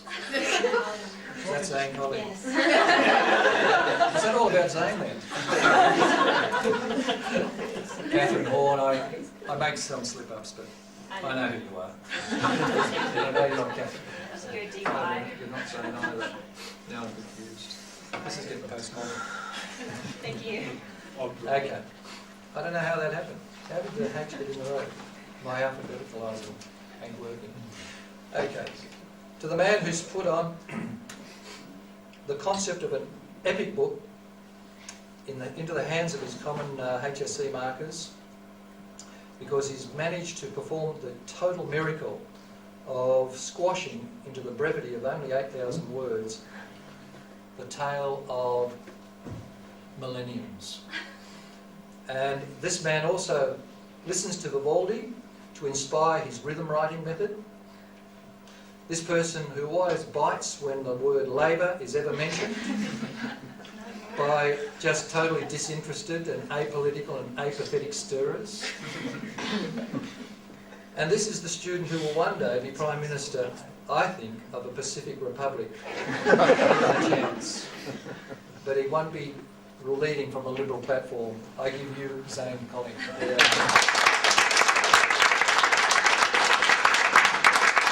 had a revelation. He was not voting Liberal this election, but yeah, just profound times. Yeah, profound that's times. So that was a secret that I don't think I was supposed to share. It's on video. It's on video now. I never give secrets away. The next is a person who can sniff out significance and implied meaning at 50 paces and on the smallest possible word in the passage. This person is also one who has applied herself to every task with extreme diligence, considers no sacrifice too great to create excellence on the silver screen. This person has organised an absolute army of personal friends, family, great actors to capture her vision in 8 minutes of pure symbolism. And I give you the graduate of cinema as well as literature, Rosie Taranto.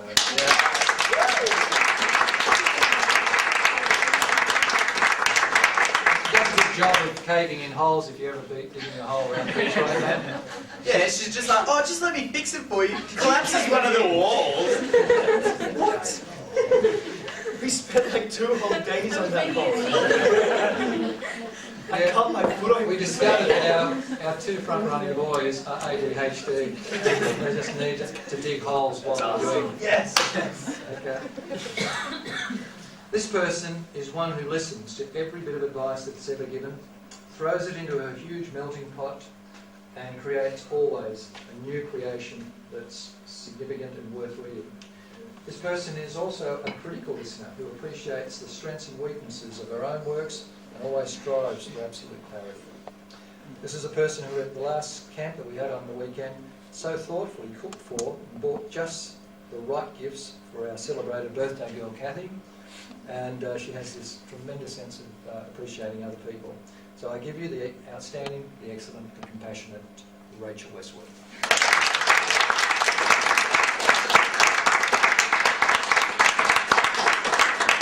Oh wait, these are all working class heroes, first class. Okay, just to make sure you realise.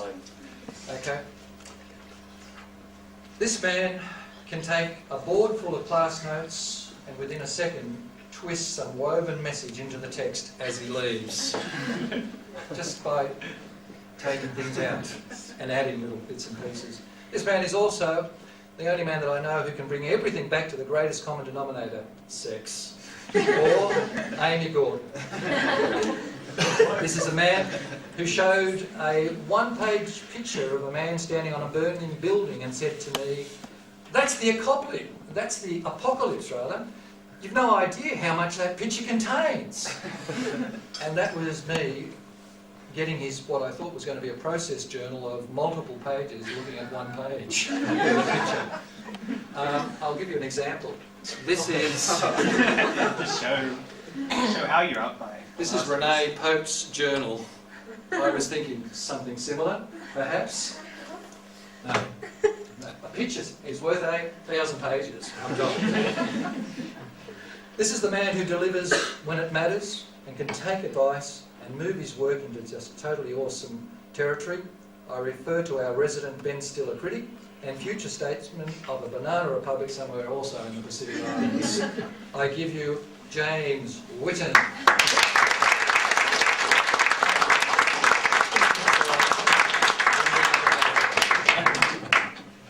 Okay.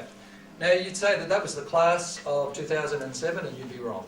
Because in fact we do have, the story would be incomplete at this point because we have one more secret member of our group. And until term 1 this person was actually leading the course. And we're well on the way to a fabulous result with a great concept which I kept saying was the placenta effect, and she kept saying, no, it's the placebo effect. And I kept thinking, well, I've had children, I know. This person realised that somehow having too many courses finishing at once would cut across each and something would have to give. And so at an early time she made a decision. So in honour of one of our fallen comrades, we have created the Kenny Rogers Know When to Fold Them Award for Joanna Wade.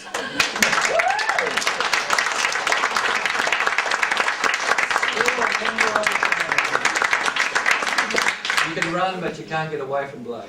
Okay? And so you do have the last mark. I'm sorry, you don't have a choice. Okay? All right. Now that actually concludes our formal part, except that there's something that's ongoing. While the guys are speaking tonight, she's overcome the emotion. we have this resident joke. From Extension 1, we did Seamus Heaney, and he has this famous poem called Digging. And I went out to a garage sale and I bought this, and I knew at some point it would have relevance. I didn't know quite what. But in symbolic terms, this is the great award that one of our people tonight will take home. To quote Seamus, between my finger and my thumb, the squat pen sits, I'll dig with it. The last lines of Digging, when he was traumatised by what can I do in Ireland, which had been pulled apart as a writer. And he reflected on his fathers before him, his father and grandfather, who used a spade, and all he had was a pen. And that was going to move mountains. And it has, Matthew. Okay? Now, they're all wanting this with a vengeance because, you see, it has, I don't know, there's something about it. There's an aura. Holding their spade will make a difference to their lives. And certainly every time they go to move and someone kicks their heel into this thing, and they'll go, what on earth are you doing with this? And there'll be a sentimental hole that will always remind them of 2007 being the extension to Digger. Okay, there's so many levels that works at. Okay? So, I'm going to judge it. I'm corruptible. Okay? And at the end of the night, I will bequeath that awesome offering, the ultimate offering, to one of our 7. I have one little deal as well. A thing like this just doesn't happen overnight without some magnificent preparation, and I have to pay tribute to my wife, who, unbeknownst to her, is such a lucky person to know me. So I've got all the lucky things that appear on cards, and hearts and diamonds and spades. I thought I already had those.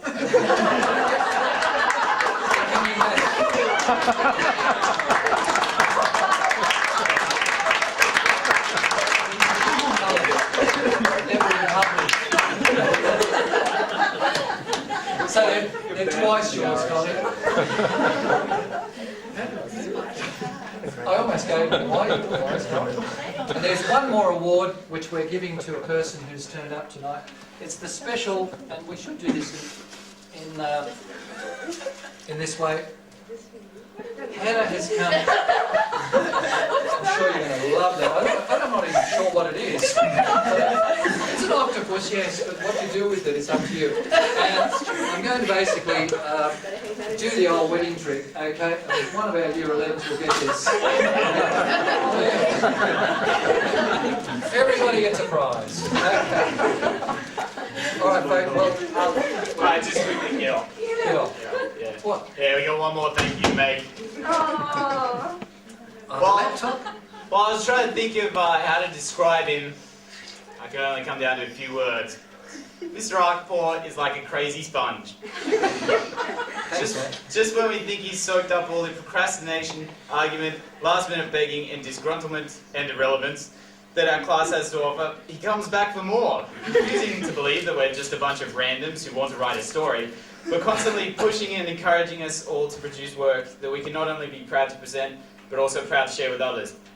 However, when we've been squeezed and put under the hammer, and our intellectual waters are leaking out of our head and falling onto the ground, he's been the one who held us all together, absorbing our complaints and indiscretions into the ether of his porous mind.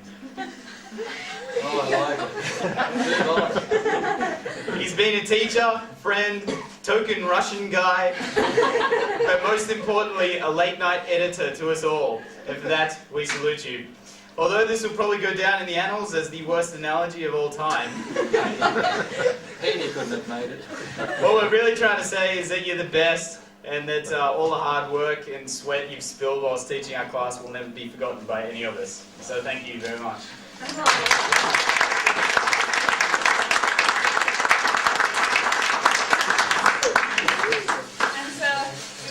for you, and I must stress that it's not for everyone here tonight, it's for you to take home and eat yourself. It's a doom cake that we got. Doom? Yes. Oh, like Doom, a video game? Is it like Exactly. like Doom, the other cake we had? There we go. Oh, yeah.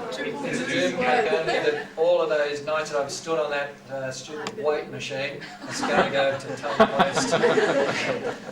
Okay. Well, folks, let's not beat about the bush. We have a program to get through. And our first reading is going to come from James Whitten.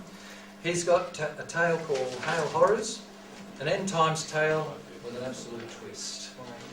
Okay, thanks James. Now, the procedure is our author will speak about their work and then we'll give some time for a bit of interaction as well, okay? Hey, I found the notes on me.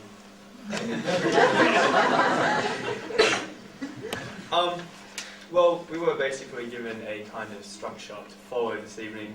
I've loosely followed that. I'll probably vary it because I feel like it. We're first going to start with the birth of my concept. It actually came when I ate far too much slug repellent and oven cleaner, and my mind started to melt out of my head like a wet cake. No, I was reading Glenn Duncan and Tom Holland, which are some books based loosely around a modern satanic character. Is Satan transformed from the classical image we have to a new evil, much more evil guy.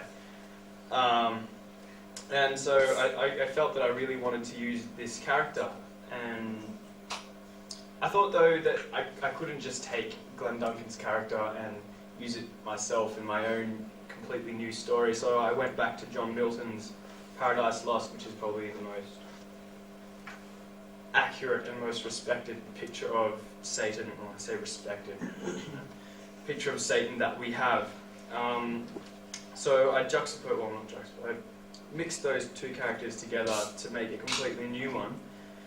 However, this wasn't my first story. I did actually go through the whole of the first term with a story about bipolar disorder, and had actually considered doing autism for a while until I found out that Kathy was doing it. Well, now she's going to think I'm copying. So, yeah, I went with this one, and it seemed to work out. The major hurdles that I had, the biggest was linking it, and just getting anything whatsoever to do with my English course, which is of course a prerequisite. I just wrote the story and had no idea how it was going to link to the course, so in that I pretty much jeopardized my hallmarks. But thanks to some brilliant ideas from this man, got it back on track, and we all fixed that up. And also doing some research to back up any concepts that I had, that was pretty difficult, because I just wanted to write a story and get marks for it. Well, the major pressure point that I had, being a naturally lethargic person, to put it, well, yeah, were the final few weeks of the course, because I suddenly realised that I only had 2 weeks left and only 1,500 words, and that meant I was in a little spot of bother, having to write another 7,000. And then again, I got to a week before it and realised I had no ties to my English course, and this artboard comes bounding up with, how about if we do this? This ties it. And I'm like, I only have a week left, so I rewrote about 5,000 words in a week. They turned out all right. I can testify. Brilliant, actually, brilliant. Then was the research. I did a bit of research into the text. I ended up getting a lot of research done. I researched, well, the HSC text, or counted as my research, the English text, because I used characters in that and appropriated them into one of the 7 deadly sins and wrote a chapter based entirely around that character and that particular sin. Of course, Glenn Duncan's I, Lucifer, The Vampire by Tom Holland, which is a book about a vampire, which gave me the, obviously, gave me the idea of using, what's that word? A mythical character called, what's her name again? It starts with an E or something. I thought it was Lilith. Oh, Lilith, that's the one, yeah. That's my story. Yeah, I used her. She was apparently the first wife of Adam or something. The Bible, of course, just to get myself a bit of classical, and Paradise Lost as well. And the movie Seven, which dealt with each of the 7 deadly sins being represented in a different malicious kind of way, so I use that in my story. In the journal, I was not very good at keeping a journal, but there was more than one page and a picture. There was a buttload of work in that. Oh, that picture. That was brilliant. Yeah, I admitted to 2 weeks later, yeah, I made that up. I just drew it just before I walked in the room. After you'd marked it, of course. No, but it's a good idea, guys. Do it because it really, really helps. Take it from one who didn't. Yeah, I started to at the end, alright? My title came from the speech that Satan makes when he, well, apparently made, when he was first kicked out of heaven into hell in Milton's Paradise Lost. The speech starts with Hail Horrors, Hail Infernal World. So, Hail Horrors stuck. I kind of liked it, and I thought, well, I'm not going to call it anything else. I couldn't think of anything whatsoever, and that seemed to really fit it. So, there wasn't any amazing revelation or some, sparkling moment. I just seemed alright. The assessments. The only thing they're good for is the fact that they keep you ticking over. Because if you just said, here's a story, have this done, have 8,000 words in a year, you wouldn't do it at all. You wouldn't get anything done. But at least the assessments made you have to think about the fact that I would be saying, I wrote this passage here. Of course, I hadn't actually written the passage, but I did intend to. And yeah, I went off that. And but they were good for keeping me thinking about what I was doing. The reflection statement was a good opportunity to tell everyone how great I am, and also explain my work because it may seem a little far-fetched on first reading. So I was lucky that we had that, and that just came from all the assessments. That was basically all there. Finishing was awesome. Like, it felt like you lost a birthday present from a relative you really didn't like, and you didn't like the birthday present in the first place. It was an amazing feeling. I loved it. I put it down so I never have to look at this again. This is amazing. I had a lot of fun writing the story, but honestly, I got sick of it. Especially after that last Tuesday, that was horrible. Even though I didn't do anything that day, did I?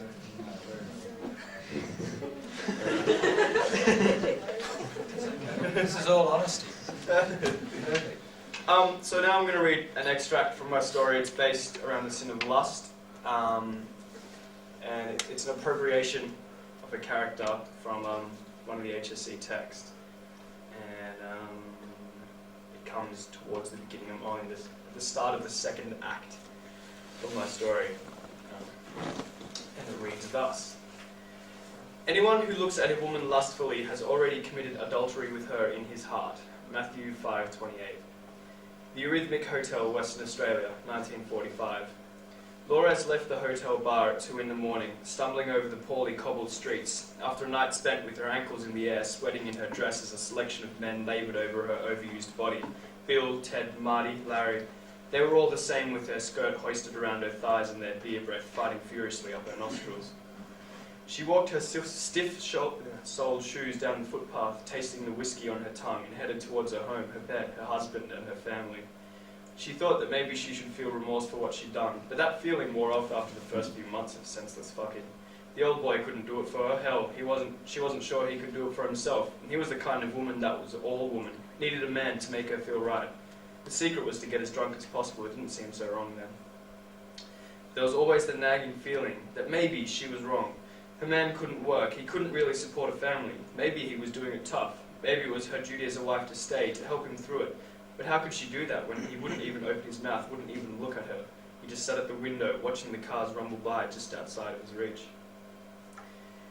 She paused for a minute, felt around in the dark, in the haze of her own making, grabbed at a nearby park bench. She sat down sloppily, falling over herself, spilling some of the half-empty bottle that she clutched in her hand. She pulled her coat tight around her body, trying to fight the cold winter air, to keep warm. It would be a waste just to sit at home, her body never used. She was slim, slender, a divine creation. She stopped men as she walked by them, their gaze following her every swing of her hips, their eyes hanging out like she was the finest cut in the butcher's window. She felt that it wasn't right to stay with someone that wouldn't use that, wouldn't love that. But Laura's knew that she was rationalizing, trying to make excuses for the actions that she knew were wrong. She knew that she was a bitch, a liar, a slut, but somehow this knowledge did nothing to slake her lust. It did nothing to stop her wanting the feel of a man pushing himself clumsily inside of her, wanting her as though it was his last day in this world. They saw her as a prize as she wandered around the bar, scoring free drinks, feeling their hands groping her backside. They loved her, and she loved that they loved her. She sat on the bench, gazing at the majestic Swan River snaking through the city, winding past the buildings, washing away the sadness of a community.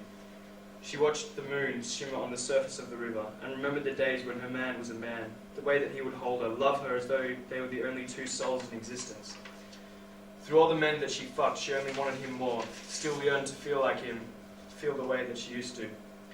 She stood up and walked towards the bank of the river, hoping for it to wash away the sadness that welled up inside of her. She felt a hand on her shoulder and turned to look at the man in the suit, hair perfectly combed, smiling at her. "Got a smoke, love?" Laura's reached into her bag and pulled out her 2 last ciggies. She passed one to him, sparking them up. She felt the smoke deep in her lungs, warming her chest. She looked at the mysterious stranger. He wasn't ugly. In fact, he was quite attractive. He wasn't buff, with arms like tree trunks, rough or rugged, not usually her type. But he was alluring, tall, pale, and he enchanted her. She decided to chance some more conversation. "What's your name? You look smart, definitely a stranger." He chuckled, amused yet somewhat dangerous. "Asmodeus. And yes, you're right, I'm definitely not from around here." He fixed Laura's with his eyes, and she lost her mind, her soul, all her senses in one fell swoop. The eyes, they burned the brightest white and seemed to capture everything. They held everything Laura's had ever seen, heard, smelt, tasted, felt, wanted, and everything that she had not. Asmodeus, demon of carnal desire, spoke again. "I gave to Solomon his destruction, and thus I give you yours." He fell upon her, tearing away her stockings, ripping her skirt from her waist. Laura's pulled him closer, driven mad by the burning she had, the needing of him inside of her. She felt him fall into her, pushing, grinding her hips into his. She shrieked and moaned, feeling the depths of depravity and the heights of pleasure. Laura's accepted the seed into her ravaged body, shrieking as her soul fled from her body. She slumped back into the lapping waters of the river, washed away into the slipstream of eternity.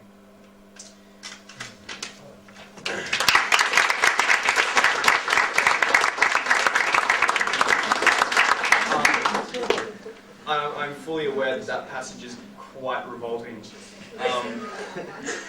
However, I felt that it was most important to do that in that particular, to represent the effect of these sins on our society. It wouldn't have the same effect if it was all namby-pamby and didn't really face any proper issues.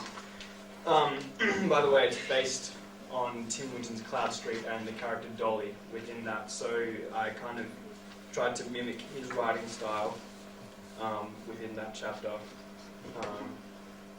Yeah, the kind of Australian vernacular that he uses.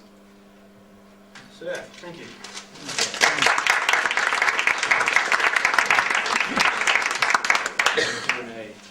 Q&A time. Have you got a question? No. Excellent.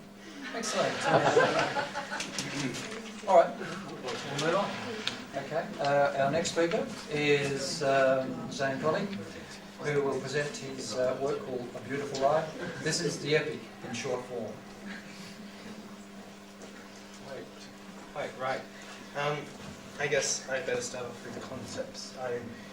Mr. Upwood did give me a list of things that I've perchance to lose it over the period of the night, but I will just go through just briefly.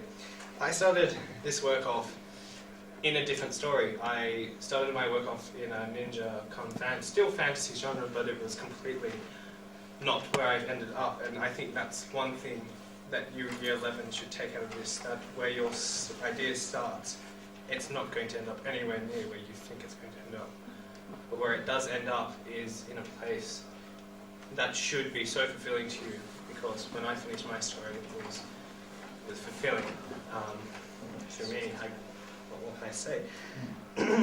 The idea of A Beautiful Lie, and the basic outline of it, is that we, as a people, it's set in the future of our history, and basically we as a people have destroyed our world, and there are a select few that are existing in this small floating city above the sky, floating in the sky. The cultures that have managed to escape, which I did want to include, I had very in-depth history into this.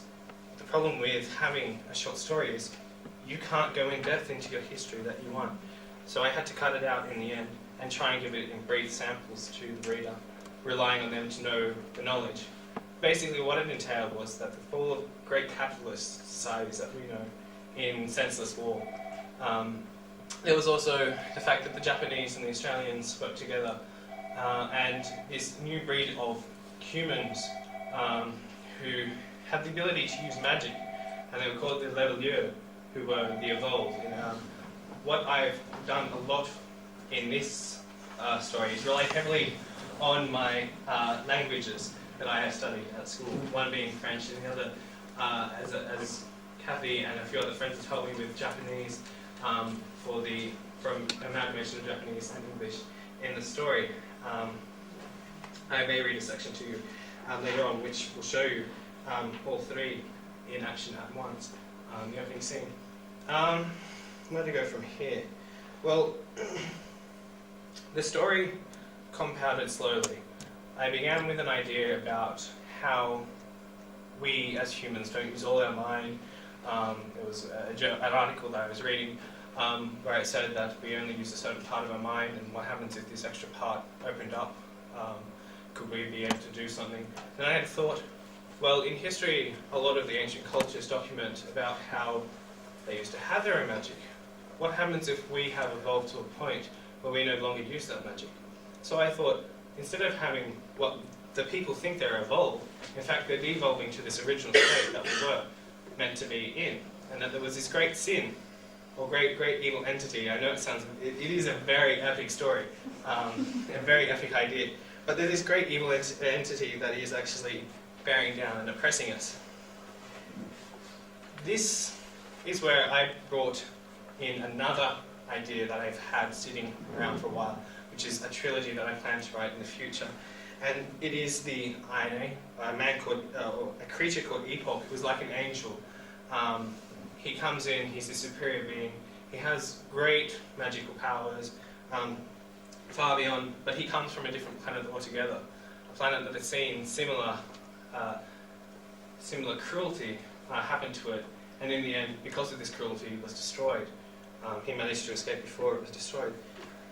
And I continue to do study. I mean, I can't stand up here and say that I wrote this story without the help of a few great authors. One being Tolkien, and I don't think any great fantasy writer can stand up here and say you've written something without the aid of a man that great. Because Tolkien, I have to say my Aine is based on Tolkien's elves. They're just such a creature of imagination that I just marvel at his ability to describe so well and to create this whole history of a people and a new language, and basically create a whole new world. My journal was lacking up until the point we had an assessment on it, and probably similar for everybody in here, until I realised, well, yes, he is going to assess us on it. So I had to compile together a quick journal, and that's when I really got into genre selection and the boring stuff of writing a story. I might break now to read a section from it. I'll read to you tonight two sections from it. The first is the opening chapter of it, which really sets the scene for the major characters involved, especially my main character, Fu, who is she's struggling with the hurt of the humans and the sin that they have to deal with. She really feels empathetic towards their plight. And the reason for this is that humans and the Levelier are the same people. It's just the humans are still burdened under their sin. Very strange concept. I'm sure you're not supposed to understand it. It's called postmodernism. Okay, chapter 1. A world of black and grey. Rain beat mercilessly upon the silver walls of the building in which the lady stood. Lightning spat through the skies and struck time and time again against the walls, seeking, searching to get inside. The hail which pelted down broke not window or dented the smooth metal that encompassed the building. Clouds rolled and billowed around. Slowly, the storm sank beneath those clouds, left to a world long lost to those that rode within Desu. What was Desu? A refuge. A refuge for those humans whom, so lost with the world, had sought to retreat, to leave behind the world that had for so long lost its way. At least, that is what the people would like to think, would like to romanticize the history of humans. Yet Desu was not only a refuge, it was the city in the sky, the city in which the Levellieu took shelter from the ravages of Kai Sansui, a region of atmosphere ruled by savage nature.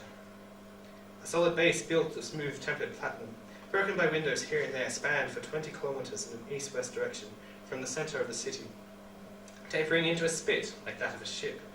It fell 30 kilometers from tip to base. The razor-sharp point it narrowed into would have cut the strongest metal. Above the base rose 3 conical pyramidal structures.